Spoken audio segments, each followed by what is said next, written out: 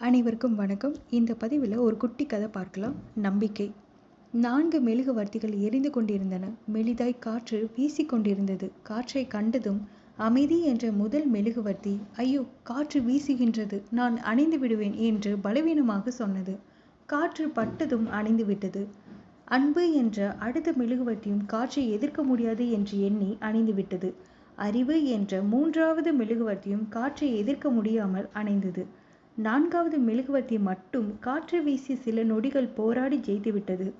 அப்போது அந்த அறையில் ஒரு சிறுவன் நுழைந்தான்.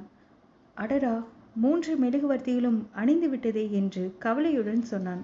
அதற்கு எரிந்து கொண்டிருந்த 4வது மெழுகுவர்த்தி சொன்னது, வருத்தப்படாதே, நான் இருக்கின்றேன், என்னை வைத்து மற்ற 3ஐயும் பற்ற வைத்துக்கொள் என்றது.